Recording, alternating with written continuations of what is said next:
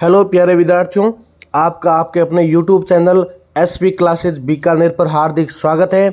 आज आपके लिए लेकर आया हूँ बीए फोर्थ सेमेस्टर एग्जाम की महामैराथन क्लास, जिसके अंदर समाजशास्त्र के महत्वपूर्ण प्रश्नोत्तर की चर्चा करने वाले हैं। तो आपके लिए क्लास बहुत ही ज़्यादा महत्वपूर्ण रहने वाली है और क्लास को ज़्यादा से ज़्यादा विद्यार्थी लाइक करें और चैनल को सब्सक्राइब करें तथा अपने साथियों के साथ शेयर जरूर करें। और जिसको भी इस सब्जेक्ट की या कोई भी सब्जेक्ट की पीडीएफ नोट्स लेने हैं तो आपको ये जो स्क्रीन पे नंबर दिख रहे हैं आप उन पर मैसेज करें। पीडीएफ फ्री नहीं है बल्कि नाम मात्र शुल्क रखा गया है, तो आप उनमें पीडीएफ ले सकते हैं, ठीक है। और बाकी अपने साथियों को शेयर कर दीजिए। बाकी क्लासेज आपके लिए लगा रखिए, बस आप उनको देखते रहिए अच्छे से और उनको अच्छे से शेयर करते रहे ताकि हर क्लास का अच्छे से अच्छा टॉपिक आपके लिए तैयार हो सके। इसी के साथ शुरू करते हैं। सबसे पहला क्वेश्चन है आपके लिए कि सामाजिक समस्या की परिभाषा दीजिए तथा इसके लक्षणों की व्याख्या कीजिए। बहुत ही महत्वपूर्ण क्वेश्चन। सामाजिक समस्या वह स्थिति होती है जो समाज के एक बड़े वर्ग के लिए अवांछनीय, हानिकारक एवं चिंताजनक होती है, जिसके समाधान हेतु सामाजिक प्रयास आवश्यक होते हैं। विभिन्न समाजशास्त्रियों ने सामाजिक समस्या को अलग अलग रूप से परिभाषित किया है। यानी जो सामाजिक समस्या होती है विद्यार्थियों, वो क्या होती है? समाज का एक ऐसा बड़ा वर्ग होता है जिसके लिए एक तो हानिकारक होती है और चिंताजनक होती है, ठीक है। तो उसके लिए क्या करते हैं, समाज के जो सभी लोग होते हैं वो एक सामूहिक यानी साथ मिलकर एक प्रयास करते हैं और उस समस्या को अलग अलग रूप से अपना रूप देने का प्रयास करते हैं। जैसे फुलर और मायर्स के अनुसार सामाजिक समस्या वह परिस्थिति है जिसे समाज के अधिकांश सदस्य अवांछनीय मानते हैं और जिसके सुधार के लिए कुछ प्रयास किए गए। और वो आपको प्रयास ऐसे ध्यान रखने हैं। पहला प्रयास है सामूहिकता। क्या होता है? सामूहिकता यानी सामाजिक समस्या किसी एक व्यक्ति तक सीमित नहीं होती बल्कि ये समाज के इस बड़े वर्ग को प्रभावित करती है, जैसे गरीबी, बेरोजगारी आदि। दूसरा आता है अवांछनीयता। तो अवांछनीयता ये ऐसी स्थिति होती है जिसे समाज स्वीकार नहीं करता और उसे सुधारने की आवश्यकता महसूस होती है। तीसरा पॉइंट है सामाजिक मूल्यों का उल्लंघन करना। क्या है विद्यार्थियों? सामाजिक मूल्यों का उल्लंघन यानी जब कोई व्यक्ति स्थिति समाज के स्थापित मानदंडों एवं मूल्यों के विरुद्ध होती है तो वह सामाजिक समस्या बन जाती है। अगला चौथा पॉइंट क्या है? समाधान की आवश्यकता। समाधान की आवश्यकता कैसे? यानी सामाजिक समस्याओं का अस्तित्व तभी माना जाता है जब उसके समाधान के लिए सामाजिक या सरकारी स्तर पर प्रयास किए जाएं। नेक्स्ट आपके लिए 5 पॉइंट क्या है? परिवर्तनशीलता। परिवर्तनशीलता का मतलब यानी जो सामाजिक समस्या समय, स्थान एवं परिस्थितियों के अनुसार बदलती रहती है। परिवर्तनशीलता का मतलब क्या होता है कि जो वह समस्या जो अपने समय के अनुसार या स्थान के अनुसार या परिस्थिति के अनुसार बदलती रहती है। जैसे कि दहेज प्रथा सीमित, अब वो व्यापक समस्या बन चुकी है। यानी कुछ जगह दहेज प्रथा को कम कर दिया, किस जगह को मतलब दहेज है, शादी या पुनर्विवाह है, बाल विवाह, इन चीज़ों को क्या कर दिया? परिवर्तन कर दिया गया विद्यार्थियों। नेक्स्ट आपके लिए जो पॉइंट आने वाला है, अगला पॉइंट है जागरूकता। तो जागरूकता यानी किसी समस्या को सामाजिक समस्या तब बन जाता है जब समाज के लोग उसके प्रति जागरूक होते हैं। अब कोई भी ऐसी गलत धारणा है या रूढ़िवादी धारणा, जैसे कि बाल विवाह करते थे पहले, आज समाज के लोग पढ़े लिखे गए या उनके जो जागरूक बन गए जिस कारण से आज बाल विवाह कम होते हैं, या जो दहेज प्रथा है या और भी कोई जो प्रताड़ना होती है वो सब जागरूकता के कारण कम हुई है विद्यार्थियों, ठीक है। अंततः सामाजिक समस्या समाज के विकास में बाधा उत्पन्न करती है और उसके समाधान के लिए समन्वित प्रयास आवश्यक होते हैं। इसके अध्ययन से समाज की वास्तविक स्थिति का ज्ञान होता है तथा सुधार की दिशा में मार्ग प्रशस्त होता है। नेक्स्ट आपके लिए जो 2 नंबर क्वेश्चन है कि बाल अपराध के कारणों का समाजशास्त्रीय विवेचन या विश्लेषण कीजिए। तो बाल अपराध जैसे अभिप्राय उन अपराधों से है जो 18 वर्ष से कम आयु के बच्चों द्वारा किए जाते हैं। ये एक गंभीर सामाजिक समस्या है जो समाज की संरचना एवं परिवेश से गहराई से जुड़ी हुई है। बाल अपराध के कुछ कारण है। पहला कारण आता है पारिवारिक विघटन। पहला कारण क्या है? पारिवारिक विघटन यानी टूटे हुए परिवार, माता पिता के बीच संघर्ष, उपेक्षा या अत्यधिक नियंत्रण बच्चों को अपराध की ओर प्रेरित करते हैं विद्यार्थियों। दूसरा है आर्थिक स्थिति यानी इकोनॉमिक्स फैक्टर्स, यानी गरीबी, बेरोजगारी और संसाधनों की कमी बच्चों को चोरी, भीख मांगने या अन्य अपराधों से धकेल कर सकती है। यानी जब किसी परिवार में के अंदर गरीबी होती है या कोई जो परिवार है वो उसकी आर्थिक स्थिति खराब है तो वो बच्चा क्या करेगा? उसकी पूर्ति के लिए, अपने आवश्यकताओं की मूलभूत आवश्यकताओं की पूर्ति के लिए वो चोरी करना सीखेगा, वो भीख मांगेगा, जिस कारण से उसकी आर्थिक स्थिति भी दर्शाई जाती है। तीसरा आता है सामाजिक वातावरण। तीसरा क्या आता है? सामाजिक वातावरण यानी अपराध प्रवृत्त क्षेत्र बुरी संगति, असामाजिक तत्वों के संपर्क में आने से बच्चे अपराध सीखते हैं। अब कोई गलत बच्चों के साथ अगर हम संगत करेंगे तो उसका क्या करेगा, उसका प्रभाव भी कहीं ना कहीं हमारे वातावरण में, समाज के ऊपर पड़ने वाला है विद्यार्थियों। चौथा पॉइंट है शिक्षा का अभाव, यानी लैक ऑफ एजुकेशन।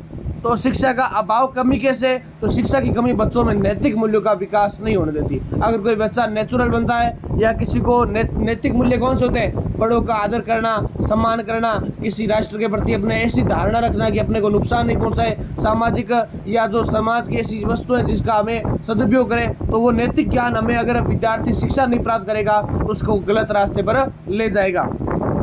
फिर मीडिया का प्रभाव, हिंसात्मक फिल्में, इंटरनेट, सोशल मीडिया बच्चों को नकारात्मक रूप से प्रभावित करता है। आज का दौर एआई का दौर है, या आज का जो इंटरनेट का, सोशल मीडिया का दौर है, उसके अंदर बच्चे क्या करते हैं, जैसा देखते हैं, जैसे अगर कोई गलत कंटेंट देखेंगे, गलत हिंसात्मक चीज देखेंगे, तो उसको वैसा का वैसा उसे देखने को मिलेगा, जिससे बच्चा नेगेटिविटी पाएगा और वो गलत दिशा की ओर चला जाएगा। अगर बच्चा अच्छी एक्टिविटी देखेगा, अच्छा ज्ञान प्राप्त करेगा, तो उसको सोशल मीडिया पॉजिटिव भी देखने को मिल सकती है। छठा पॉइंट है सामाजिक नियंत्रण का अभाव, यानी विद्यार्थियों जब समाज में नियंत्रण कमजोर होता है तो बच्चे अनुशासनहीनता की ओर बढ़ते हैं। अगर यानी सामाजिकहीनता का मतलब, नियंत्रण का मतलब क्या है, अगर माता पिता सही ढंग से ध्यान नहीं दे, समाज के बड़े व्यक्ति या समाज का ऐसा वर्ग जो किसी बच्चों को लिमिटेशन या बच्चों को वो पाबंदियां रखे जिससे बच्चे खराब भी नहीं हो और बच्चों को वो शिक्षा भी उचित प्राप्त हो सके, जिससे बच्चों को क्या हो, अनुशासनहीनता का सामना नहीं करना पड़े। सात पॉइंट है मनोवैज्ञानिक कारण। क्या है मनोवैज्ञानिक कारण, एक तो हीन भावना, एक असुरक्षा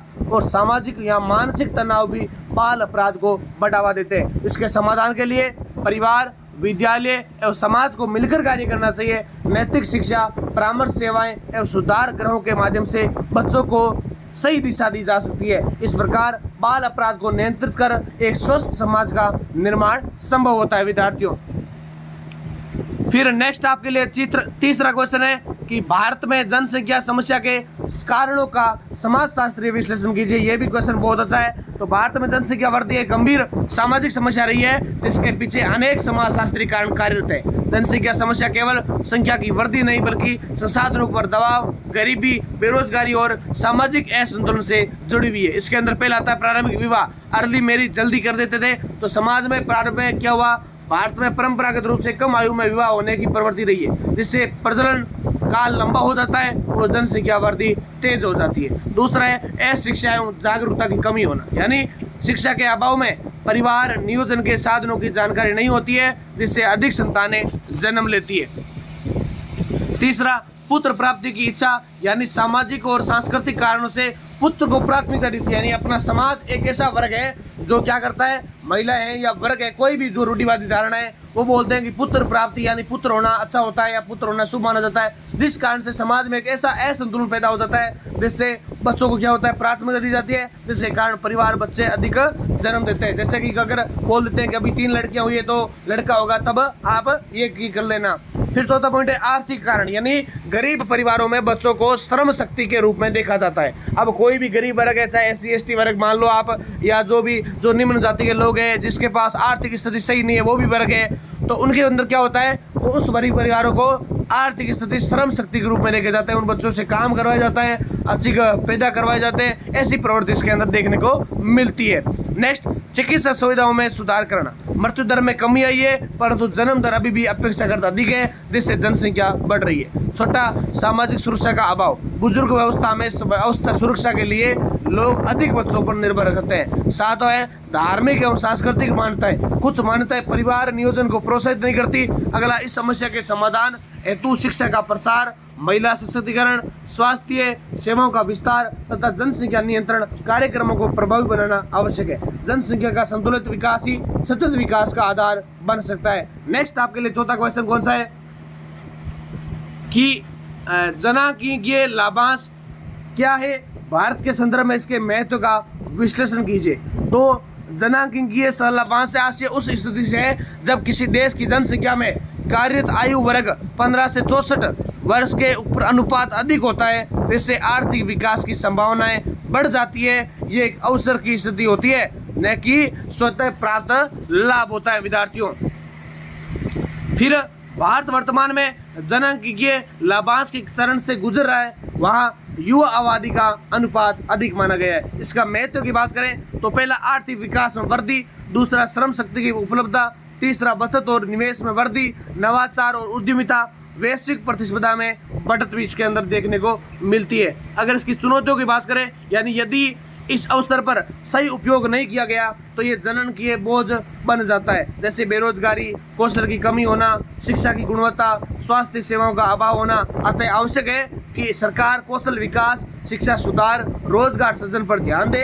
इस प्रकार जनांकीय लाभांश भारत के विकास का आधार बन सकता है। नेक्स्ट आपके लिए, जिस विद्यार्थी ने भी अभी तक इस क्लास को लाइक नहीं किया है या चैनल को सब्सक्राइब नहीं किया, सबसे पहले आप सभी विद्यार्थी क्लास को अच्छे से लाइक करें और चैनल को सब्सक्राइब करें, ताकि हर क्लास आपके लिए मिलती रहे, चाहे हिस्ट्री, जियोग्राफी या हिंदी लिटरेचर, ऑल क्लासेज आपके लिए ऑल सब्जेक्ट की उपलब्ध है। और आपको अगर पीडीएफ लेनी है तो हिंदी मीडियम और इंग्लिश मीडियम वो क्लासेज आपके लिए पीडीएफ आपके उपलब्ध है। तो आप सभी विद्यार्थी चैनल को सब्सक्राइब करें और व्हाट्सएप चैनल की लिंक आपके लिए कमेंट के अंदर दे रखी है या डिस्क्रिप्शन के अंदर दे रखी है, वहां से आप सीधे व्हाट्सएप चैनल ज्वाइन कर सकते हैं। नेक्स्ट आपके लिए 5 नंबर क्वेश्चन है, युवा वर्ग में नशाखोरी की समस्या का समाजशास्त्रीय विश्लेषण कीजिए। यानी युवा वर्ग में नशाखोरी की समस्या क्या है, एक ऐसा विश्लेषण प्रभाव है जिसको अपने को देखना है। फिर युवा वर्ग में नशाखोरी एक गंभीर सामाजिक समस्या बनती जा रही है, जो न केवल व्यक्ति के स्वास्थ्य को प्रभावित करती है बल्कि समाज की संरचना को भी कमजोर करती है। समाजशास्त्रीय कारण इसका पहला होता है साथियों का दबाव, यानी पीयर प्रेशर। यानी युवा अपने मित्रों के प्रभाव में आकर नशे की ओर आकर्षित होते हैं। यानी कैसे, अगर आपको पता होगा तो कोई विद्यार्थी अगर नशा नहीं करता है लेकिन उसके साथी है वो नशा करते, जैसे कि सिगरेट का सेवन है या धूम्रपान, तंबाकू का अगर सेवन करते हैं, तो उसको क्या करते हैं, वो धीरे धीरे आपके साथ, आप भी विद्यार्थी कॉलेज की लाइफ जी रहे या आपके जीवन में भी ऐसा पल आया होगा, यानी आपने क्या किया होगा, यानी नशा नहीं किया होगा लेकिन आपके साथी लोगों ने नशा करके आपको, उसमें वो साथी मिलकर उसको नशा सिखा देते हैं। दूसरा है पारिवारिक वातावरण, यानी परिवार में तनाव, उपेक्षा या नशे की परंपरा बच्चों को प्रभावित करती है। अगर परिवार के अंदर भी वो तनाव रहता है या नशे की जो परंपरा, यानी पीछे माता पिता है या कोई भी व्यक्ति अगर उसका नशा करता है, वो जरूर न जरूर एक दिन सीखने का प्रयास करता है, क्योंकि परिवार के अंदर वो वातावरण रहता है। फिर तीसरा पॉइंट इसके अंदर है, तीसरा पॉइंट होता है बेरोजगारी एवं निराशा। तो रोजगार की कमी और भविष्य की अनिश्चितता युवाओं को नकारात्मकता दिशा में ले जाती है। चौथा है मीडिया और ग्लैमर। फिल्मों और सोशल मीडिया में नशे को आकर्षक रूप में दिखाया जाता है। यानी कोई भी अगर मीडिया है, सोशल मीडिया का है, ग्लैमर है, फिल्म है, या आपको कोई भी सोशल मीडिया का ट्रैक देखते हैं तो उसके अंदर क्या करते हैं, उस गलत कंटेंट को देखकर वो विद्यार्थी है, बच्चा, लोग क्या करते हैं, उस कंटेंट को देखकर सीख जाते हैं। पांचवा है शहरीकरण। तेजी से बदलती जीवन शैली और सामाजिक अलगाव की नशाखोरी को बढ़ावा देते हैं। इसके अंदर आपको प्रभाव स्वास्थ्य हानि, अपराध में वृद्धि, पारिवारिक विघटन, सामाजिक अस्थिरता। अपराध में वृद्धि कैसे, यानी कुछ लोग ऐसा नशा सीख जाते हैं जैसे कि बहुत ही महंगा होता है और उसके कारण उसकी आर्थिक स्थिति पूर्ण नहीं हो पाती, जिससे वो क्या करते हैं, अपराध करने में भी सक्षम हो जाते हैं और सामाजिक अस्थिरता का रूप ले लेते हैं। फिर अगर इसके उपाय की बात करें तो जागरूकता अभियान, परामर्श केंद्र, सख्त कानून, खेल एवं सकारात्मक गतिविधियों को बढ़ावा देना। इस प्रकार नशाखोरी को नियंत्रित करने के लिए समाज, परिवार और सरकार को मिलकर प्रयास करना होगा। प्रश्न छठा है कि भारत में महिला सशक्तिकरण की आवश्यकता एवं प्रमुख उपायों की विवेचना कीजिए। तो महिला सशक्तिकरण का अर्थ है महिलाओं को सामाजिक, आर्थिक, राजनीतिक एवं शैक्षिक रूप से सक्षम बनाना, ताकि वे अपने अधिकारों का स्वतंत्र रूप से प्रयोग कर सके।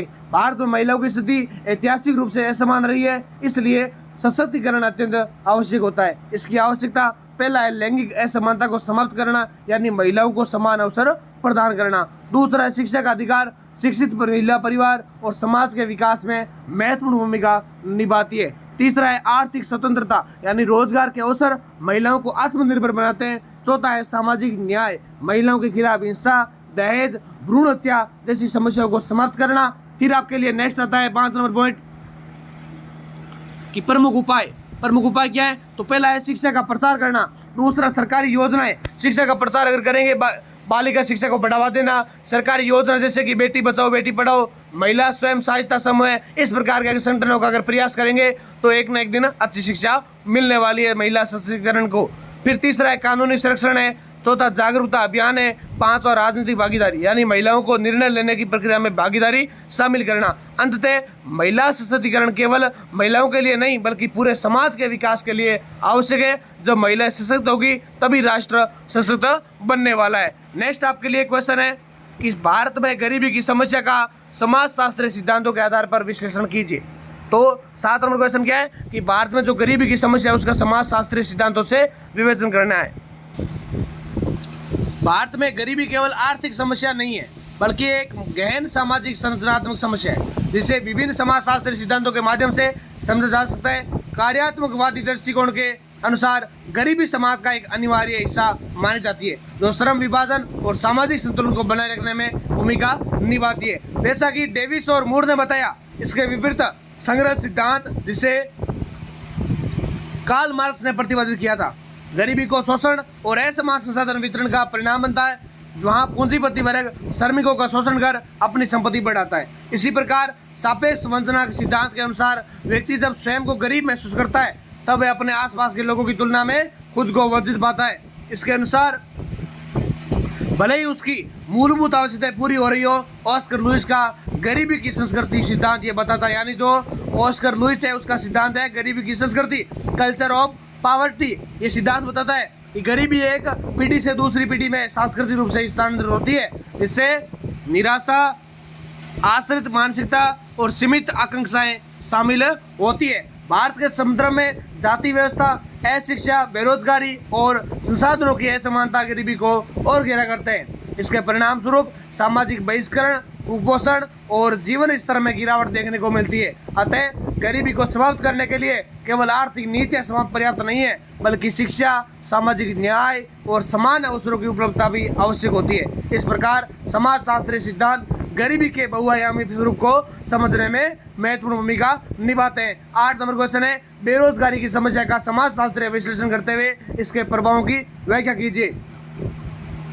तो अपने को देखना है बेरोजगारी क्या होता है। तो बेरोजगारी आधुनिक समाज की एक प्रमुख सामाजिक समस्या है जो व्यक्ति और समाज दोनों पर गहरा प्रभाव डालती है। समाजशास्त्रीय दृष्टिकोण से बेरोजगारी को केवल रोजगार की कमी नहीं बल्कि सामाजिक संरचना और असमानताओं का परिणाम माना जाता है। कार्यात्मकवादी दृष्टिकोण के अनुसार बेरोजगारी समाज में असंतुलन उत्पन्न करती है और सामाजिक व्यवस्था को प्रभावित करती है क्योंकि हर व्यक्ति को समाज में एक निश्चित भूमिका निभानी चाहिए। दूसरी ओर संघर्ष सिद्धांत बेरोजगारी को पूंजीवादी व्यवस्था का परिणाम मानता है जहां सीमित अवसरों के कारण श्रमिकों के बीच प्रतिस्पर्धा बढ़ती है और एक वर्ग हमेशा बेरोजगार बना रहता है जिससे पूंजीपति वर्ग को लाभ मिलता है। रॉबर्ट मर्टन का एनोमी सिद्धांत ये दर्शाता है कि जब समाज में लक्ष्य और उन्हें प्राप्त करने के लिए साधनों के बीच असंतुलन होता है तो व्यक्ति विचलित व्यवहार की ओर बढ़ सकता है जो बेरोजगारी की स्थिति में स्पष्ट रूप से देखा जाता है। बेरोजगारी के सामाजिक प्रभाव अत्यंत व्यापक है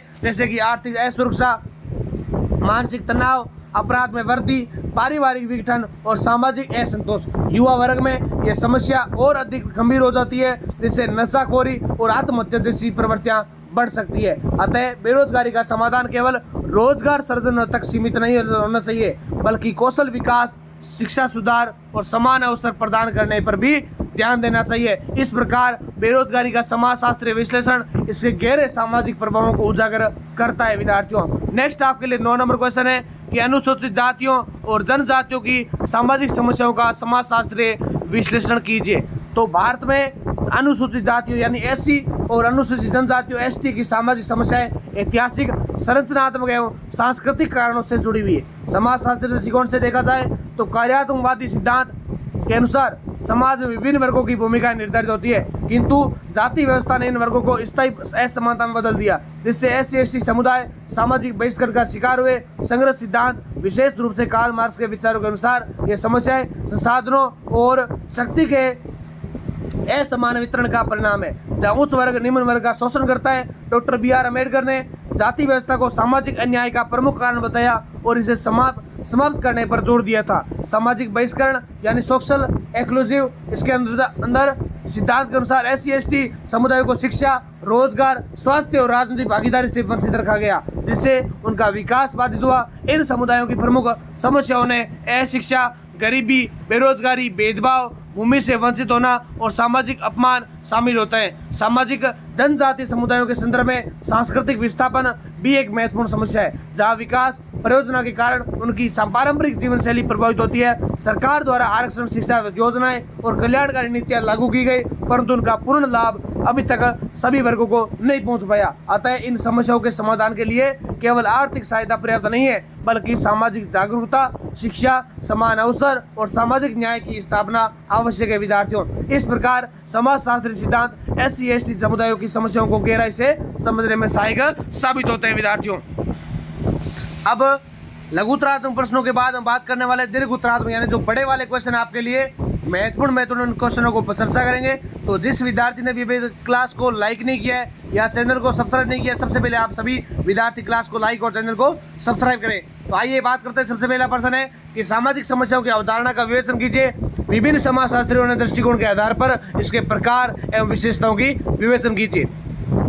तो सामाजिक समस्याएं किसी भी समाज के विकास, स्थिरता, समरसता के लिए गंभीर चुनौती होती है। ये समस्याएं केवल व्यक्तिगत स्तर पर सीमित नहीं रहती, बल्कि व्यापक सामाजिक संरचना, मूल्यों एवं संस्थाओं और संबंधों को प्रभावित करती है। इसलिए समाजशास्त्र में सामाजिक समस्या की अवधारणा अत्यंत महत्वपूर्ण मानी जाती है। इसके अंदर आपको देखने को मिलेगा कि सबसे पहले सामाजिक समस्या की अवधारणा, कॉन्सेप्ट ऑफ सोशल प्रॉब्लम्स, यानी सामाजिक समस्या वह स्थिति होती है जिसे समाज का एक बड़ा वर्ग अवांछनीय, हानिकारक या सुधार योग्य मानता है। यह स्थिति सामाजिक मानदंडों, मूल्यों के विपरीत होती है तथा समाज के सामान्य कार्य व्यवहार में बाधा उत्पन्न की जाती है। तो जिस विद्यार्थी को भी PDF लेनी है, ये जो नंबर दे रखे हैं आपको साइड में, आप उन पर मैसेज कर सकते हैं और आपको नाम मात्र शुल्क में PDF उपलब्ध करवा दी जाएगी।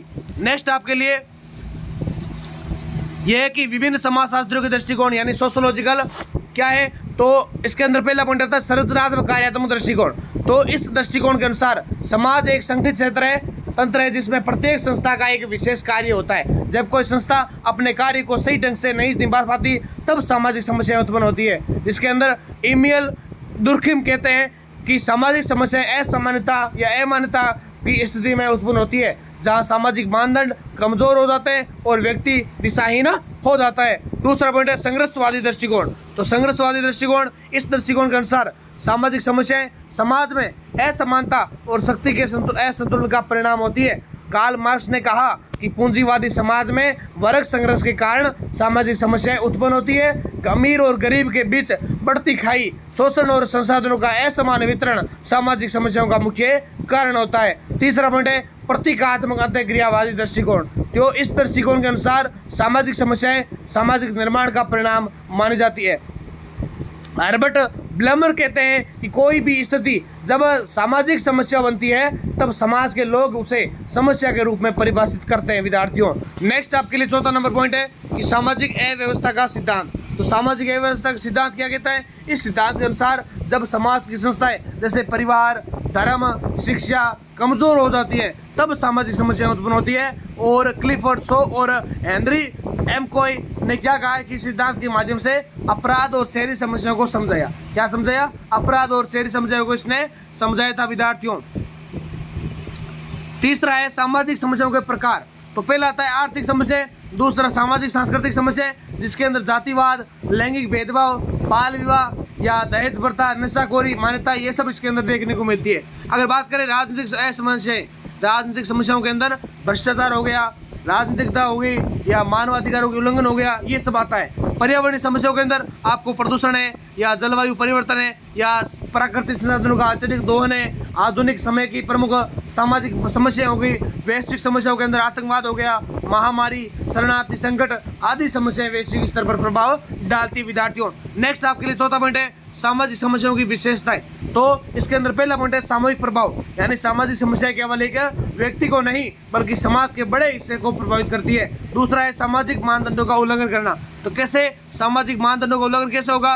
तो यह समस्या समाज के स्थापित नियमों और मूल्यों के विरुद्ध मानी जाती है और समय और स्थान के अनुसार परिवर्तनशीलता, यानी सामाजिक समस्याएं स्थायी नहीं होती बल्कि समय और परिस्थितियों के अनुसार बदलती रहती है। चौथा पॉइंट है समाधान की आवश्यकता। इन समस्याओं का समाधान समाज द्वारा अवांछनीय होता है, जिसके लिए समाधान के लिए प्रयास किए जाते हैं। चौथा पॉइंट है, पांचवा पॉइंट सामाजिक निर्माण। तो इस समस्या का समाधान अस्तित्व इस बात पर निर्भर करता है कि समाज इसे किस प्रकार देखता है या परिभाषित करता है। 5 नंबर है समालोचनात्मक विश्लेषण। तो सामाजिक समस्याओं का अध्ययन केवल उनके परिवारों प्रकारों तक सीमित नहीं होगा, बल्कि उनके समाधान और प्रभावों का विश्लेषण आवश्यक माना जाता है। तो संरचनात्मक दृष्टिकोण सामाजिक व्यवस्था को बनाए रखने पर जोर देता है, लेकिन ये असमानता को मुद्दों पर नजरअंदाज कर सकता है। संघर्षवादी दृष्टिकोण असमानता और शोषण को उजागर करता है, लेकिन ये सामाजिक एकता के महत्व को कम आंक सकता है। प्रतीकात्मक दृष्टिकोण यह समझने में मदद करता है कि समाज किस प्रकार समस्याओं को समाधान करता है, और व्यापक दृष्टिकोण कारणों को कम महत्व देता है। इसलिए सामाजिक समस्याओं को समझने के लिए इन सभी दृष्टिकोण का समन्वय महत्वपूर्ण आवश्यक माना जाता है। विद्यार्थियों, ये था आपके लिए पहला क्वेश्चन।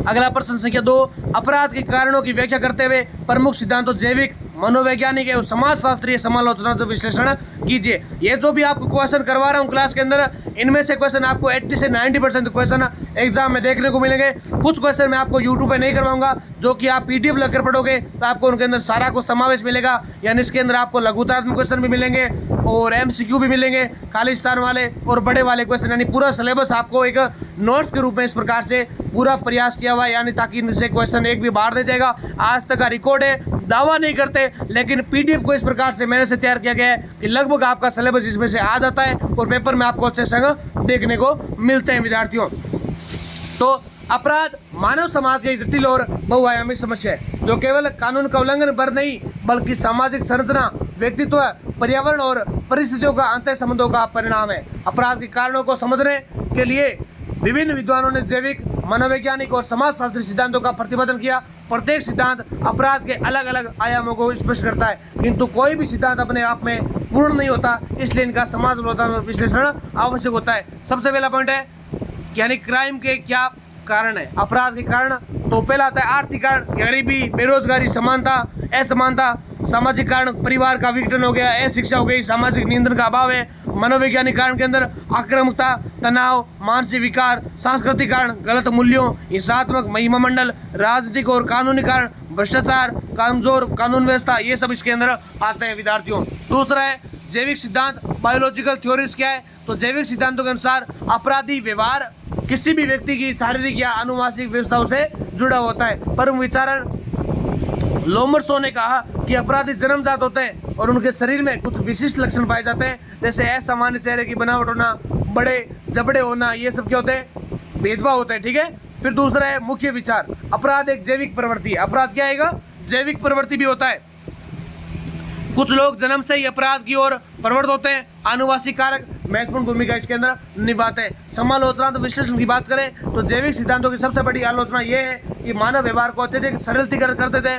सभी अपराधियों में समान शारीरिक लक्षण नहीं पाए जाते। ये सिद्धांत सामाजिक और पर्यावरणीय कारकों को नजरअंदाज करता है। आधुनिक विज्ञान ने यह सिद्ध किया कि अपराध केवल जैविक कारणों से निर्धारित नहीं होता। फिर भी यह सिद्धांत ये समझने में सहायक है कि जैविक और आनुवांशिक कारक कुछ हद तक व्यवहार को प्रभावित कर सकते हैं। विद्यार्थियों, तीसरा है मनोवैज्ञानिक सिद्धांत, साइकोलॉजिकल थ्योरीज, यानी मनोवैज्ञानिक सिद्धांत अपराध को व्यक्ति के मानसिक और भावनात्मक पहलुओं से जोड़ते हैं। प्रमुख विचारक है सिगमंड फ्रायड ने अपराध को व्यक्ति के अवचेतन मन और दबी हुई इच्छाओं का परिणाम बताया। इसका प्रमुख विचार था कि अपराधी व्यवहार मानसिक असंतुलन या विकार का परिणाम है। बचपन के अनुभव व्यक्ति के व्यवहार को प्रभावित करते हैं। व्यक्तित्व के विभिन्न तत्वों इदम, ईगो, सुपर ईगो में असंतुलन अपराध को जन्म देते हैं। यानी जो कोई भी व्यक्तित्व होता है उसके 3 प्रकार के क्या होते हैं, तत्व होते हैं। एक तो होता है इदम, एक होता है ईगो और एक होता है सुपर ईगो। ठीक है। व्यक्ति 3 प्रकार से पर्सनालिटी अपने दिखाता है। तीसरा पॉइंट है समालोचनात्मक विश्लेषण। ये सिद्धांत व्यक्तित्व के आंतरिक पहलुओं में समझने में उपयोगी है, लेकिन ये सामाजिक और आर्थिक परिस्थितियों में सब महत्व नहीं देता। सभी अपराध मानसिक विकास के कारण नहीं होते। इस प्रकार मनोवैज्ञानिक सिद्धांत अपराध के व्यक्तित्व आयामों में समझने में महत्वपूर्ण है, लेकिन इन्हें अकेले पर्याप्त नहीं माना जा सकता। विद्यार्थियों, अगला क्वेश्चन आपके लिए कि 20वीं सदी में भारत में जनसंख्या समस्या के स्वरूप का विवेचन कीजिए और इसके सामाजिक और आर्थिक प्रभावों का स्पष्ट कीजिए। तो 20वीं सदी में भारत की जनसंख्या समस्या एक अत्यंत महत्वपूर्ण सामाजिक आर्थिक मुद्दे के रूप में उभरी। यह केवल संख्या वृद्धि का जश्न नहीं था, बल्कि उसके स्वरूप, वितरण, गुणवत्ता और उससे उत्पन्न प्रभावों का प्रसरण माना जाता है। तो सबसे पहला पॉइंट है 20वीं सदी में जनसंख्या समस्या का स्वरूप। तो 20वीं सदी की शुरुआत में भारत में जनसंख्या वृद्धि अपेक्षाकृत धीमी थी। इसका मुख्य कारण उच्च दर मृत्यु दर या महामारियां, अकाल, स्वास्थ्य सुविधाओं की कमी थी। लेकिन सदी के मध्य में स्थिति तेजी से बदलने लगी। स्वतंत्रता के बाद चिकित्सा सुविधाओं के सुधार, टीकाकरण, स्वतंत्रता और खाद्य उत्पादन में वृद्धि के कारण मृत्यु दर में इसके अंदर क्या करते हैं, तेजी से गिरावट देखने को मिलते हैं। जबकि जन्म दर लंबे समय से उच्च बनी रही। इस असंतुलन के कारण जनसंख्या वृद्धि की दर बहुत तेज हो गई, जिसे जनसंख्या विस्फोट कहा जाता है। ये क्वेश्चन कई बार पूछा गया है कि जनसंख्या विस्फोट से आपका क्या तात्पर्य है। इस अवधि में जनसंख्या समस्या का स्वरूप केवल संख्या वृद्धि तक सीमित नहीं रहा, बल्कि उसे कुछ विशेष आयाम भी सामने लाए, जिसके अंदर असंतुलित जनसंख्या वितरण, ग्रामीण क्षेत्रों में अधिक जनसंख्या, शहरी क्षेत्रों में तेजी से बढ़ती भीड़, युवा जनसंख्या का बढ़ना, कार्यशील आयु वर्ग का विस्तार, जिसे जनसंख्या की लाभांश कहा गया था, शहरीकरण में वृद्धि, रोजगार और बेहतर जीवन की तलाश में गांवों से शहरों की ओर पलायन करना यानी चले जाना। इस प्रकार 20वीं सदी में भारत की जनसंख्या समस्या एक बहुआयामी समस्या बन गई, जिसमें मात्रात्मक और गुणात्मक दोनों पहलू शामिल थे। दूसरा आता है सामाजिक प्रभाव, सोशल इफेक्ट, यानी शिक्षा पर प्रभाव। तो जनसंख्या बढ़ने के कारण शिक्षा के संसाधनों पर दबाव बढ़ गया। स्कूल, शिक्षकों, बुनियादी सुविधाओं की कमी के कारण गुणवत्तापूर्ण शिक्षा प्रदान करना कठिन हो गया। इससे निरक्षरता और अशिक्षा की कमी सामने आती है। दूसरा होता है स्वास्थ्य सेवाओं पर दबाव, यानी अस्पतालों, डॉक्टरों, दवाइयों की कमी के कारण स्वास्थ्य सेवाएं प्रभावित हुई। विशेषकर ग्रामीण क्षेत्रों में स्वास्थ्य सुविधाओं का अभाव अधिक देखने को मिला, जिससे कुपोषण और बीमारियों का समस्याएं और भी ज्यादा बढ़ गई थी।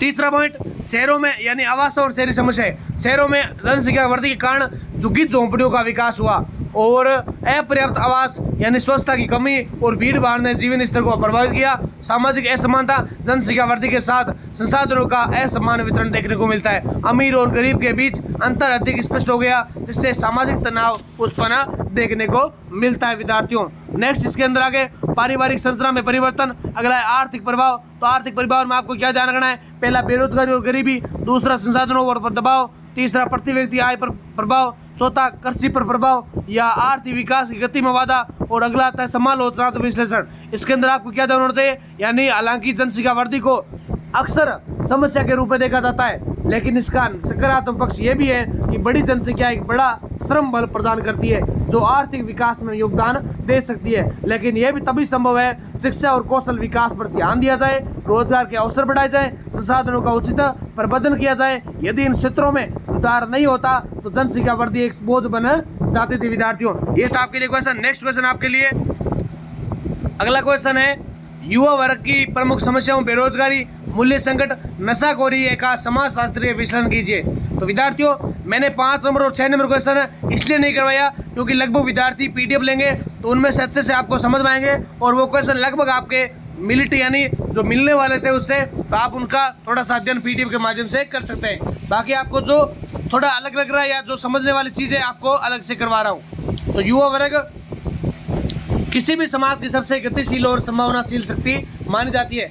वही वर्ग जो नवाचार करता है, परिवर्तनशील लाता है, जो भविष्य का निर्माण करता है, वही वर्ग अनेक सामाजिक, आर्थिक और सांस्कृतिक समस्याओं से सबसे अधिक प्रभावित होता है। आज के समय में बेरोजगारी, मूल्य संकट, वैल्यूज क्राइसिस और नशाखोरी जैसी समस्याएं युवाओं के सामने गंभीर चुनौती बनकर उभरी है। इन समस्याओं का समाजशास्त्रीय विश्लेषण हमें ये समझने में मदद करता है कि केवल व्यक्तिगत विफलताएं नहीं, बल्कि व्यापक सामाजिक संरचना, परिवर्तन और असंतुलन का परिणाम आवश्यक होता है। पहला पॉइंट है बेरोजगारी एक संरचनात्मक और सामाजिक समस्या। बेरोजगारी युवा वर्ग की सबसे बड़ी समस्या है। समाजशास्त्री दृष्टि से यह केवल रोजगार की कमी नहीं है, बल्कि आर्थिक संरचना, शिक्षा प्रणाली और सामाजिक अपेक्षाओं के बीच असंतुलन का परिणाम देखने को मिलती है। संरचनात्मक कार्यात्मक दृष्टिकोण के अनुसार जब समाज की संस्थाएं जैसे शिक्षा और अर्थव्यवस्था आपस में समन्वय स्थापित नहीं कर पाती तो बेरोजगारी उत्पन्न होती है। शिक्षा प्रणाली अक्सर ऐसे कौशल प्रदान नहीं करती, यानी जो आज की शिक्षा व्यवस्था है, अगर कोई विद्यार्थी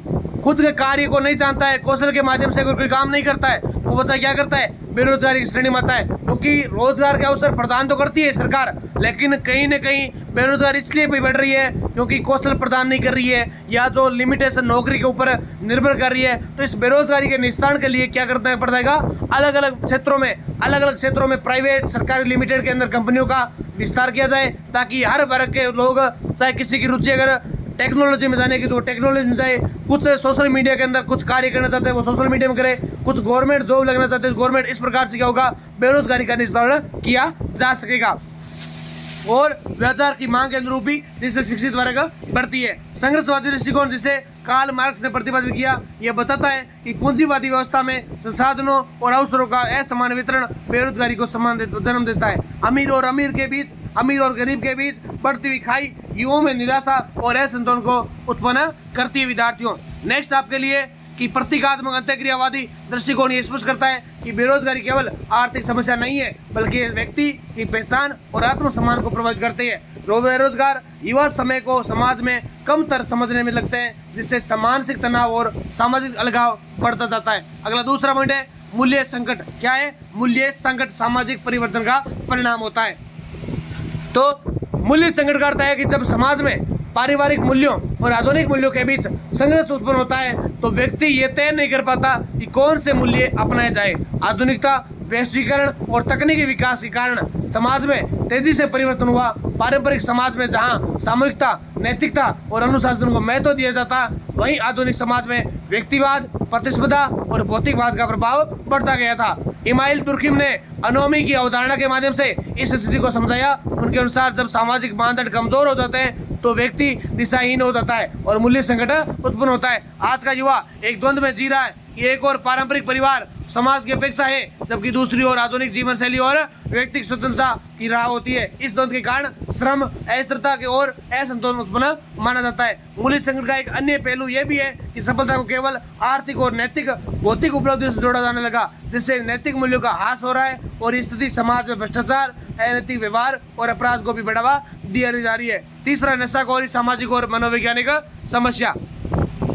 तो नशाखोरी युवाओं में तेजी से बढ़ती हुई समस्या है जो व्यक्तिगत, स्वास्थ्य, परिवार और समाज जैसी सभी को प्रभावित करती है। समाजशास्त्री दृष्टि से नशाखोरी को केवल व्यक्तिगत कमजोरी नहीं माना जा सकता बल्कि ये सामाजिक परिस्थितियों का परिणाम है। सामाजिक व्यवस्था सिद्धांत के अनुसार जब परिवार, शिक्षा और समाज जैसी संस्थाएं कमजोर हो जाती है तो युवा गलत बातों की ओर आकर्षित होता जाता है। तो भिन्नात्मक शास्त्रीय सिद्धांत जिसे एडविन स्टर्डलैंड ने प्रतिपादित किया था, तो ये बताता है कि नशाखोरी एक सीखा हुआ व्यवहार है। यदि युवा ऐसे समूह में रहते हैं जहाँ नशा सामान्य माना जाता है तो वे अपनाने लगता हैं। फिर आपको अगला क्वेश्चन आपके लिए कि भारत में महिलाओं की समस्याओं का अध्ययन करते हुए महिला सशक्तिकरण की आवश्यकता एवं उपायों की विवेचना कीजिए। तो भारत में महिलाओं की स्थिति ऐतिहासिक, सांस्कृतिक और सामाजिक कारकों से निर्मित हुई है। एक और महिलाएं परिवार, समाज और अर्थव्यवस्था की आधारशिला है, वहीं दूसरी ओर उन्हें अनेक प्रकार की असमानताओं, भेदभाव और शोषण का सामना भी करना पड़ता है। इसलिए महिलाओं की समस्याओं का अध्ययन करते हुए महिला सशक्तिकरण की आवश्यकता और उसके उपायों की विवेचना अत्यंत महत्वपूर्ण है।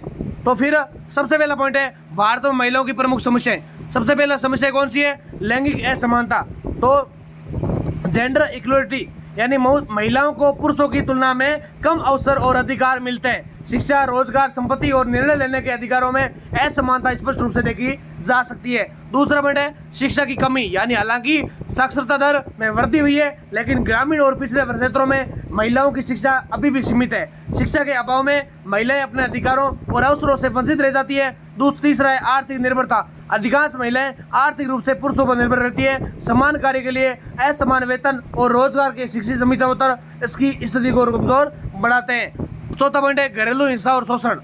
तो घरेलू हिंसा और शोषण, महिलाएं घरेलू हिंसा, दहेज प्रथा, यौन उत्पीड़न और सामाजिक मानव तस्करी जैसी समस्याओं का सामना करती है। ये समस्याएं उनकी सुरक्षा और सम्मान को प्रभावित करती है। पांचवा है स्वास्थ्य और पोषण की समस्या, यानी महिलाओं को अक्सर पोषण और स्वास्थ्य सेवाओं में प्राथमिकता नहीं दी जाती। मृत्यु दर, कुपोषण, स्वास्थ्य सेवाओं की कमी प्रमुख इसकी समस्या देखने को मिलती है। विद्यार्थियों, नेक्स्ट आपके लिए सामाजिक और सांस्कृतिक बाधाएं। पितृसत्तात्मक समाज में महिलाओं की स्वतंत्रता सीमित होती है। बाल विवाह, प्रथा, रूढ़िवादी मान्यताएं उनके विकास में बाधा डालती है। विद्यार्थियों, दूसरा पॉइंट है महिला सशक्तिकरण की आवश्यकता क्या है? तो महिला सशक्तिकरण का अर्थ होता है कि महिलाओं को सामाजिक, आर्थिक, राजनीतिक और व्यक्तिगत स्तर पर सक्षम बनाना, यानी सक्षम बनाना, ताकि वे अपने अधिकारों का प्रयोग कर सके और स्वतंत्र निर्णय ले सके। पहला पॉइंट है समानता और न्याय के लिए, दूसरा आर्थिक विकास के लिए, तीसरा सामाजिक विकास के लिए, चौथा मानवाधिकार रक्षा के लिए।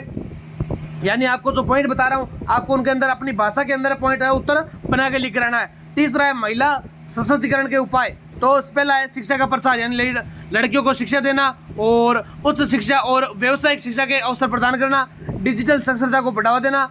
दूसरा है आर्थिक सशक्तिकरण, तो महिलाओं के लिए रोजगार में अवसर बढ़ाना, सब रोजगार और उद्यमिता को यानी उद्योगों को प्रोत्साहित करना, समान वेतन सुनिश्चित करना। तीसरा है कानूनी और नीतिगत सुधार, तो महिलाओं के अधिकारों की रक्षा के लिए कठोर कानून, दहेज, घरेलू हिंसा, यौन उत्पीड़न के लिए खिलाफ सख्त कार्रवाई, सरकारी योजनाओं को प्रभावी कार्यान्वयन, ये सब आपको देखने को मिलने वाला है। चौथा पॉइंट है स्वास्थ्य और पोषण सुधार करना। 5 और सामाजिक जागरूकता और परिवर्तनशील, जिसके अंदर प्रतिष्ठात्मक सोचना, बदलाव लाना, लैंगिक समानता के प्रति जागरूकता, मीडिया और शिक्षा के प्रति सकारात्मक संदेश। छठा पॉइंट है राजनीतिक भागीदारी, यानी महिलाओं को राजनीति में अधिक अवसर देना, पंचायत और स्थानीय निकायों में आरक्षण देना, नेतृत्व क्षमता में विकास करना। चौथा आता है समालोचनात्मक विश्लेषण, यानी महिला सशक्तिकरण के लिए कई नीतियां और कार्यक्रम लागू किए गए, लेकिन इसके प्रभाव में असमानता देखने को मिलती है। तो जिस विद्यार्थी ने अभी क्लास लाइक नहीं किया या इस चैनल को सब्सक्राइब नहीं किया या क्लास को शेयर नहीं किया अपने साथियों के साथ, सबसे पहले शेयर करें। और जिस विद्यार्थी को सभी सब्जेक्ट की पीडीएफ लेनी है, चाहे आपका मीडियम हिंदी है या इंग्लिश है या आपको कोई भी सब्जेक्ट की पीडीएफ लेनी है, तो इस नंबर पर मैसेज कर सकते हैं। नाम मात्र शुल्क में मिलने वाली है। पहले बता देता हूँ, पीडीएफ फ्री में नहीं मिलनी, क्योंकि हर चीज मेहनत से तैयार की जाती है, तो आपको उसका शुल्क भी लगेगा, ठीक है।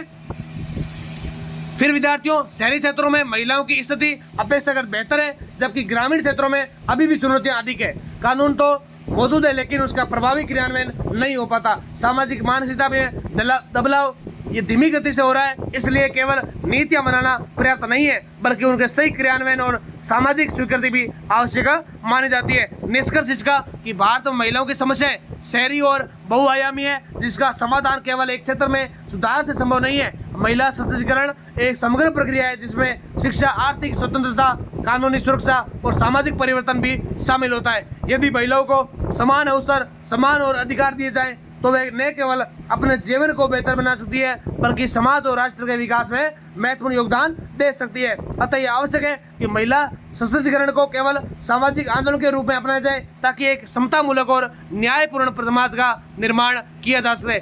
अगला 9 नंबर क्वेश्चन, भारत में आतंकवाद के कारणों एवं प्रभावों का विश्लेषण करते हुए इसके नियंत्रण हेतु अपनाए गए उपायों का समालोचनात्मक अध्ययन कीजिए। विद्यार्थियों, तो सभी को पता है कि आतंकवाद एक ऐसी समस्या है जो दीर्घकालिक चुनौती के रूप में उभरी है। इसका प्रभाव केवल सुरक्षा तक सीमित नहीं है, बल्कि सामाजिक, आर्थिक, मनोवैज्ञानिक या इस तरह तक फैलता है। इसके अंदर आपको ऐतिहासिक, क्षेत्रीय, वैचारिक, अंतर्राष्ट्रीय कारकों से प्रभावित होता है। और सबसे पहले आता है भारत में आतंकवाद के कारण। भारत में आतंकवाद के कारण क्या है? तो भारत में आतंकवाद के पीछे एक ही कारण नहीं, बल्कि अनेक परस्पर कारण जुड़े हुए हैं, जिसके अंदर सबसे महत्वपूर्ण कारणों में एक राजनीतिक असंतोष और अलगाववाद है। अलगाववाद यानी कोई क्षेत्र के अंदर बदलाव लाना या अपनी एक अलग धारणा बना लेना, वो होती है अलगाववाद। कुछ क्षेत्रों में स्थानीय लोगों को एक महसूस होता है कि उनकी पहचान, संस्कृति या अधिकारों की उपेक्षा हो रही है। इस प्रकार की भावना धीरे धीरे विद्रोह और आतंकवाद का रूप ले लेती है। कश्मीर, उत्तर पूर्व, कुछ अन्य क्षेत्रों में ये प्रवृत्ति स्पष्ट रूप से देखी जाती है। तो उसका प्रमुख कारण यह है कि धार्मिक और वैचारिक कट्टरता, कुछ आतंकी संगठन धर्म या विचारधारा के नाम से युवाओं को घुसाते हैं और उन्हें ईसा के मार्ग पर ले जाते हैं। ये समस्या केवल भारत तक सीमित नहीं है, बल्कि वैश्विक स्तर पर, यानी कुछ वर्ग संगठन ऐसे होते हैं, जैसे कि कोई भी आपको संगठन का नाम ले ले तो वो क्या करता है, युवाओं को उकसाता है कि आपको ऐसा स्वास्थ्य दी जाएगा, आपको ऐसी सुरक्षा दी जाएगी, लेकिन क्या करना पड़ेगा आपको ऐसा कार्य करना पड़ेगा, अपने धर्म के प्रति, अपने राष्ट्र के प्रति कट्टरता दिखानी पड़ेगी। उससे क्या होता है, अलगाववाद, क्षेत्रवाद, सांप्रदायिकता की भावना फैलती है और वो क्या करते हैं, अलग रूप ले लेते हैं, अपना अलग रास्ते पर चले जाते हैं। फिर विद्यार्थियों, तीसरा कारण बाहरी हस्तक्षेप और सीमा पर आतंकवाद है। भारत में पड़ोसी देशों से मिलने वाला समर्थन, प्रशिक्षण और द्वितीय सहायता आतंकवादी गतिविधियों को बढ़ावा देता है। विशेष रूप से पाकिस्तान पर भारत ने कई बार ऐसे आरोप लगाए कि वह सीमा पर आतंकवाद को समर्थन देता है। इसके अलावा आर्थिक और सामाजिक असमानता भी एक महत्वपूर्ण कारण है। गरीबी, बेरोजगारी, अशिक्षा और विकास की कमी युवाओं को निराशा करती है, जिससे वे आसानी से उग्रवादी विचारधाराओं के प्रभाव में आ जाते हैं। एक अन्य कारण प्रशासनिक विफलता और भ्रष्टाचार भी है। जब शासन व्यवस्था लोगों की समस्याओं का समाधान करने में असफल होती है तो असंतोष बढ़ता है और यह असंतोष कई बार हिंसा के रूप में ले लेता है। दूसरा पॉइंट है आतंकवाद के प्रभाव, इफेक्ट्स ऑफ टेररिज्म आतंकवाद के प्रभाव व्यापक और गहरे होते हैं जो समाज के विभिन्न क्षेत्रों में प्रभावित करते हैं। सबसे पहला और स्पष्ट प्रभाव मानव जीवन की हानि है। आतंकवादी हमलों में निर्दोष नागरिकों, सुरक्षा बलों और सार्वजनिक संपत्ति को भारी नुकसान होता है। दूसरा प्रभाव आर्थिक नुकसान के रूप में सामने आता है। आतंकवादी गतिविधियों निवेश, पर्यटन और व्यापार को प्रभावित करती है। इससे देश की आर्थिक विकास दर पर सकारात्मक नकारात्मक प्रभाव बढ़ता है। तीसरा प्रभाव सामाजिक अस्थिरता और भय का वातावरण है। आतंकवाद समाज में असुरक्षा और अविश्वास की भावना उत्पन्न करता है जिससे सामाजिक समरसता प्रभावित होती जाती है। चौथा प्रभाव राजनीतिक और कूटनीतिक तनाव है। आतंकवादी घटनाएं देशों के बीच तनावों को संबंधों को खराब करती है और अंतर्राष्ट्रीय स्तर पर तनाव बढ़ जाती है। इसके अलावा आतंकवाद का एक प्रमुख प्रभाव ये मनोवैज्ञानिक भी है। लगातार भय और असुरक्षा के कारण लोगों के मानसिक स्वास्थ्य पर नकारात्मक नेगेटिव प्रभाव पड़ता है। नियंत्रित हेतु प्रभाव इसके यही है कि भारत ने आतंकवाद के निपटाने के लिए विभिन्न स्तरों पर कई उपाय लगाए। पहला है कानूनी और नीतिगत उपाय। पहला क्या है? कानूनी और नीतिगत उपाय। इसके अंदर भारत ने आतंकवाद से निपटाने के लिए कठोर कानून बनाए। दूसरा, सुरक्षा और खुफिया तंत्र का सुदृढ़ीकरण किया। तीसरा, सीमा सुरक्षा। चौथा, कूटनीतिक प्रयास। पांचवा, विकास और समावेशी नीतियां। छठा, डी रेडिकलाइजेशन और जागरूकता और समालोचना अध्ययन की अगर बात करें तो हालांकि भारत ने आतंकवाद से निपटने के लिए कई प्रभावी कदम उठाए, लेकिन इन उपायों की कुछ सीमाएं भी है।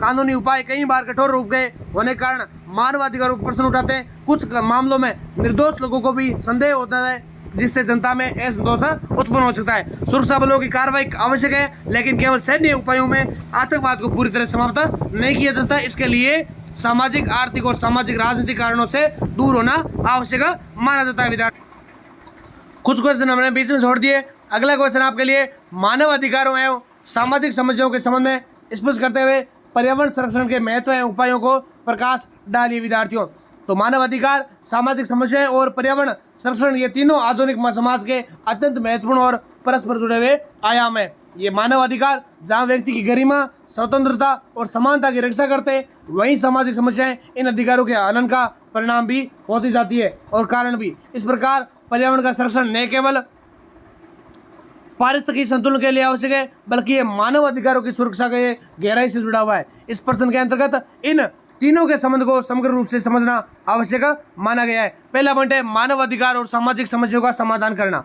तो मानव अधिकार वे मूलभूत अधिकार है जो प्रत्येक व्यक्ति को केवल मानव होने के नाते प्राप्त होते हैं, जैसे जीवन का अधिकार हो गया, समानता का अधिकार, शिक्षा का अधिकार, स्वास्थ्य का अधिकार, या गरीबी, बेरोजगारी, लैंगिक भेदभाव, जातिगत बाल श्रम जैसी समस्या उत्पन्न होती है उसके निपटान के लिए महिलाओं के खिलाफ हिंसा, भेदभाव, समानता अधिकारों का हनन ये सभी माना जाता है। समाजशास्त्र दृष्टि से देखा जाए तो सामाजिक समस्याएं केवल व्यक्तिगत और विफलता नहीं होती, बल्कि यह सामाजिक संरचना और असमानताओं का परिणाम होती है। जब समाज में संसाधनों का असमान वितरण होता है तो कुछ वर्गों को अवसरों से वंचित होता है और मानव अधिकारों का हनन होता है और सामाजिक समस्याएं जन्म ले जाती है। दूसरा है पर्यावरण संरक्षण का महत्व। तो पर्यावरण केवल प्राकृतिक संसाधनों का समूह नहीं है, बल्कि मानव जीवन का आधार है। स्वच्छ हवा, शुद्ध पानी, उपजाऊ भूमि और जैव विविधता मानव अस्तित्व के लिए आवश्यक है। यदि पर्यावरण प्रदूषित या नष्ट हो जाता है तो इसका सीधा प्रभाव मानव स्वास्थ्य, आजीविका और जीवन स्तर पर पड़ता है। इसलिए पर्यावरण संरक्षण को आज मानव अधिकारों का एक महत्वपूर्ण हिस्सा मानने जाने लगा है। स्वच्छ और स्वस्थ पर्यावरण का अधिकार ये सब देखने को मिलता है। वर्तमान समय में औद्योगिकरण, शहरीकरण और जनसंख्या वृद्धि के कारण पर्यावरण पर अत्यधिक प्रभाव पड़ता है। वायु प्रदूषण, जल प्रदूषण, वनों की कटाई, जलवायु परिवर्तन और प्राकृतिक संसाधनों का अत्यधिक दोहन गंभीर समस्याएं बन गई है। इन समस्याओं का प्रभाव केवल वर्तमान पीढ़ी तक सीमित नहीं है, बल्कि भविष्य की पीढ़ियों के लिए अधिकारों की प्रभावित करता जाता है। फिर तीसरा है पर्यावरण संरक्षण के उपाय। तो पर्यावरण संरक्षण के लिए बहुआयामी और समन्वित प्रयासों की आवश्यकता है, जिससे सरकार और समाज, व्यक्ति सभी की भागीदारी महत्वपूर्ण है। सबसे पहले सतत विकास की नीति को अपनाना आवश्यक है। इससे आर्थिक विकास और पर्यावरण संरक्षण के बीच संतुलन बनाए रखा जाए। उद्योगों में प्रदूषण नियंत्रण तकनीकी का उपयोग, नवीकरण ऊर्जा और बढ़ावा देना इस दिशा में महत्वपूर्ण कदम है। दूसरा, वन संरक्षण और वृक्षारोपण अत्यधिक आवश्यक है। पेड़ न केवल आयु को शुद्ध करते हैं, बल्कि जलवायु संतुलन बनाए रखने में भी महत्वपूर्ण भूमिका निभाते हैं। वनों की अंधाधुंध कटाई को रोकना, अधिक से अधिक वृक्ष लगाना वृक्षारोपण संरक्षण का प्रमुख उपाय है। तीसरा, जन जागरूकता और शिक्षा को बढ़ावा देना आवश्यक है। जब तक लोग पर्यावरण के महत्व को नहीं समझेंगे, तब तक संरक्षण को प्रयास सफल नहीं हो सकने वाले। चौथा, कानूनी और नीतिगत उपाय भी महत्वपूर्ण है। सरकार को पर्यावरण संरक्षण के लिए कठोर कानून बनाने चाहिए, उनका प्रभावी क्रियान्वयन सुनिश्चित करने के लिए आवश्यक है। अंततः व्यक्तिगत स्तर पर जिम्मेदारी भी आवश्यक है, जैसे पानी और बिजली की बचत होना, प्लास्टिक का कम उपयोग होना, कचरे का सही प्रबंधन होना। निष्कर्ष, मानव अधिकार, सामाजिक समस्याएं और पर्यावरण संरक्षण एक दूसरे से गहरे से जुड़े हुए सामाजिक समस्याएं मानव अधिकारों के उल्लंघन को दर्शाती है, जबकि पर्यावरण संरक्षण इन अधिकारों की सुरक्षा का आधार स्तंभ होता है। अतः आवश्यक है कि जब हम एक समग्र दृष्टिकोण अपनाएं जिसमें सामाजिक न्याय, मानव अधिकारों की रक्षा और पर्यावरण संरक्षण को समान महत्व दिया जाए, ताकि एक संतुलित, न्यायपूर्ण और सतत विकास का निर्माण किया जा सके। अगला 14 नंबर क्वेश्चन, अन्य पिछड़ा वर्ग ओबीसी एवं अल्पसंख्यकों की सामाजिक समस्याओं का समाजशास्त्री दृष्टिकोण से मूल्यांकन कीजिए। भारतीय समाज की बहुलतावादी संरचना में अन्य पिछड़ा वर्ग ओबीसी और अल्पसंख्यक समुदायों की स्थिति ऐतिहासिक और सामाजिक आर्थिक प्रक्रियाओं से निर्मित हुई है। ये समूह न तो पूरी तरह से लगा समान अवसरों का लाभ उठा सके, न कि पूरी मुख्य धारा से जुड़ पाए। ओबीसी एवं अल्पसंख्यकों की सामाजिक समस्या एक अवलोकन, तो अन्य पिछड़ा वर्ग ओबीसी मुख्यतः उन जातियों का समूह है जो सामाजिक और शैक्षिक दृष्टि से पिछड़ी मानी जाती है। वहीं अल्पसंख्यक समुदाय जो संख्या में दृष्टि से कम है, जैसे धार्मिक या भाषाई अल्पसंख्यक देखने को मिलते हैं। इन दोनों वर्गों के सामने प्रमुख समस्या शिक्षा में पिछड़ापन, आर्थिक असमानता, सामाजिक भेदभाव, राजनीतिक प्रतिनिधित्व की कमी, सांस्कृतिक असुरक्षा। तो ये समस्या केवल व्यक्तिगत स्तर की कमी नहीं, बल्कि सामाजिक संरचना और ऐतिहासिक असमानताओं से जुड़ी हुई है। संरचनात्मक कार्यात्मक दृष्टिकोण के अगर देखें तो इस दृष्टिकोण के अनुसार समाज एक संगठित क्षेत्र है जहां प्रत्येक संस्था का निर्दिष्ट कार्य होता है। ये जब तक संतुलन बिगड़ता है तो सामाजिक समस्याएं उत्पन्न हो जाती है। इसके अंदर ओबीसी और अल्पसंख्यकों के संदर्भ में देखा जाए तो शिक्षा और रोजगार की संस्थाएं सभी को समान अवसर नहीं दी जाती। जैसे सामाजिक गतिशीलता सीमित रहती है, इससे समाज का संतुलन बिगड़ता है और वर्ग पिछड़े रह जाते हैं। संघर्षवादी दृष्टिकोण जिसे कार्ल मार्क्स ने प्रतिपादित किया, ये मानता है कि समाज में संसाधनों और शक्ति का समान वितरण ही सामाजिक समस्याओं का मूल कारण है। ओबीसी और अल्पसंख्यक समुदायों के संदर्भ में आर्थिक संसाधनों पर प्रभुत्व कुछ वर्गों के पास होता है, शिक्षा और रोजगार के अवसरों में असमानता होती है, राजनीतिक स्थिति को असंतुलन देखने को मिलता है। इस दृष्टिकोण के अनुसार इन वर्गों की समस्याएं केवल संयोग नहीं बल्कि संरचनात्मक शोषण और असमानता का परिणाम मानी जाती है। अगला है प्रतीकात्मक अंत्यक्रियावादी दृष्टिकोण। ये दृष्टिकोण इस बात पर बल देता है कि सामाजिक समस्या केवल वस्तुनिष्ठ नहीं बल्कि सामाजिक परिभाषाओं और धारणाओं का परिणाम होती है। इसलिए बल्मर कहते हैं, बल्मर के अनुसार समाज किसी भी स्थिति को परिभाषित कर सकता है और ये तय करता है कि वह समस्या है या नहीं। ओबीसी और अल्पसंख्यकों के संदर्भ में रूढ़िवादी धारणाएं, पूर्वाग्रह, सामाजिक लैबिंग, ये सब इसके अंदर देखने को मिलती है। उदाहरण के लिए यदि किसी समुदाय को पिछड़ा वर्ग या कमजोर वर्ग के रूप में देखा जाए तो ये धारणा उनके अवसरों को, आत्मसमर्पण, आत्मविश्वास को सीमित कर देती है। ओबीसी एवं अल्पसंख्यकों की प्रमुख समस्याओं का विश्लेषण। पहला है शैक्षिक पिछड़ापन। इन वर्गों में शिक्षा का स्तर अपेक्षाकृत कम है, जिससे रोजगार के अवसर सीमित हो जाते हैं। दूसरा है आर्थिक असमानता, कम आय, असंगठित क्षेत्र में काम, संसाधनों की कमी इसके आर्थिक विकास में बाधा डालती है। तीसरा आर्थिक भेदभाव और बहिष्करण, सामाजिक भेदभाव और बहिष्करण। चौथा सांस्कृतिक असुरक्षा। पांचवा राजनीतिक प्रतिनिधित्व की कमी। छठा समालोचनात्मक मूल्यांकन। तो समाजशास्त्री दृष्टिकोण से ये स्पष्ट होता है कि ओबीसी और अल्पसंख्यकों की समस्याएं बहुआयामी है और केवल उपायों से उनका समाधान संभव नहीं है। संरचनात्मक दृष्टिकोण सामाजिक संस्थाओं की विफलता को उजागर करता है। संघर्षवादी दृष्टिकोण असमानता और शोषण को स्पष्ट करता है। प्रतीकात्मक दृष्टिकोण सामाजिक धारणाओं और मानसिकता को, भूमिका को समझता है। इन तीनों दृष्टिकोण का समन्वय इन समस्याओं का समाधान के लिए आवश्यक माना जाता है। विद्यार्थियों, अगला क्वेश्चन है कि भारत में सांप्रदायिकता की समस्या का विश्लेषण करते हुए इसके कारण, प्रभाव, समाधान के उपायों की विस्तृत विवेचना कीजिए। भारत जैसे बहुलवादी समाज में जहां विभिन्न धर्म, भाषाएं, संस्कृतियां सह अस्तित्व में रहती है, सांप्रदायिकता एक गंभीर सामाजिक राजनीतिक समस्या के रूप में सामने आती है। ये केवल धार्मिक भिन्नता का प्रश्न नहीं है बल्कि उन विभिन्नताओं को सामाजिक, राजनीतिक और मनोवैज्ञानिक दुरुपयोग है, जिसके परिणाम स्वरूप समाज में विभाजन, संघर्ष और अस्थिरता उत्पन्न होती है। सांप्रदायिकता की अवधारणा को देखें, सबसे पहले इसका अर्थ होता है जब किसी धर्म या समुदाय के हितों को राष्ट्रहित में ऊपर देखा जाता है और अन्य समुदायों के प्रति शत्रुता या अविश्वास की भावना उत्पन्न होती है, तो ये विचारधारा जो समाज को हम और वे में विभाजित करती है। समाजशास्त्री दृष्टि से सांप्रदायिकता के सामाजिक निर्माण है जो ऐतिहासिक अनुभवों, राजनीतिक हितों और सामाजिक परिस्थितियों के आधार पर विकसित मानी जाती है। भारत में सांप्रदायिकता के कारण क्या है? तो भारत में सांप्रदायिकता के कई ऐतिहासिक, सामाजिक और राजनीतिक कारण देखने को मिलते हैं। सबसे पहले आता है ऐतिहासिक कारण। पहला कौन सा कारण है? ऐतिहासिक कारण। औपनिवेशिक काल में फूट डालो राज करो की नीति ने विभिन्न समुदायों के बीच विभाजन को बढ़ावा दिया। पैशंस ऑफ इंडिया के शासन में कुछ दंगे हुए जो हिंसा ने सांप्रदायिकता को और गहरा कर दिया। दूसरा राजनीतिक कारण। राजनीतिक दल कई बार वोट बैंक की राजनीति के लिए धार्मिक भावना का दुरुपयोग करते, धार्मिक ध्रुवीकरण के माध्यम से समर्थन प्राप्त करने की कोशिश सांप्रदायिकता को बढ़ावा देती है। तीसरा सामाजिक और आर्थिक कारण, यानी गरीबी, बेरोजगारी, संसाधनों की कमी के कारण विभिन्न समुदायों के बीच प्रतिस्पर्धा और तनाव बढ़ता है और यह तनाव कई बार सांप्रदायिकता रूप ले लेता है। चौथा है धार्मिक कट्टरता और अज्ञानता, यानी धर्म के वास्तविक मूल्यों को समझने के बजाय संकीर्ण और कट्टर दृष्टिकोण अपनाना सांप्रदायिकता को बढ़ावा देता है। शिक्षा और जागरूकता की कमी में इसमें महत्वपूर्ण भूमिका निभाती है। पांचवा है मीडिया और अफवाहें, यानी सोशल मीडिया और अन्य माध्यमों से फैलने वाली अफवाहें गलत जानकारी और सांप्रदायिकता तनाव को भड़काती है। सांप्रदायिक प्रभाव की बात करें तो इफेक्ट ऑफ कम्युनिकेशन, तो सांप्रदायिकता के प्रभाव। पहला है सामाजिक विभाजन और हिंसा, यानी सांप्रदायिकता के दंगे समाज को विभाजित करते हैं और लोगों के बीच अविश्वास की भावना उत्पन्न करते हैं। दूसरा मानव जीवन और संपत्ति की हानि। दंगों और हिंसा में निर्दोष लोगों की जान जाती है और हिंसा का भारी नुकसान हो जाता है। तीसरा राष्ट्रीय एकता पर खतरा। कैसे राष्ट्रीय एकता पर खतरा? तो आपको पता है कि सांप्रदायिकता केवल राष्ट्रीय एकता और अखंडता को कमजोर करती है और ये देश की आंतरिक सुरक्षा के लिए खतरा बन सकती है। चौथा पॉइंट है आर्थिक विकास में बाधा। अस्थिरता और हिंसा के कारण निवेश, व्यापार और विकास प्रभावित करता है। पांचवा है मनोवैज्ञानिक प्रभाव। लोगों में भय, असुरक्षा और तनाव बढ़ता है जिससे सामाजिक जीवन प्रभावित होता है। चौथा पॉइंट है सांप्रदायिकता के समाधान के उपाय। तो उपाय की बात करें तो पहला है शिक्षा और जागरूकता। तो धर्मनिरपेक्ष और मूल्य आधारित शिक्षा, विभिन्न धर्मों के प्रति सम्मान और समझ विकसित करना। दूसरा है राजनीतिक सुधार। तो वोट बैंक की राजनीति पर नियंत्रण करना, राजनीतिक दलों का जिम्मेदार व्यापार करना। तीसरा है कानूनी और प्रशासन। सांप्रदायिकता हिंसा के खिलाफ कठोर कानून बनाना, कानून का निष्पक्ष और प्रभावी क्रियान्वयन करना। चौथा है मीडिया का जिम्मेदारी, सही और असंतुलित जानकारी का प्रसार करना, अफवाह और नफरत फैलाने वाली सामग्री पर नियंत्रित करना। पांचवा पॉइंट है सामाजिक समरसता और संवाद करना। तो इसके अंदर विभिन्न समुदायों के बीच संवाद और सहयोग, सांस्कृतिक कार्यक्रम और मेलजोल को बढ़ावा देना, आर्थिक विकास और समानता, तो गरीबी और बेरोजगारी को कम करना, संसाधनों का न्याय संगत वितरण करना।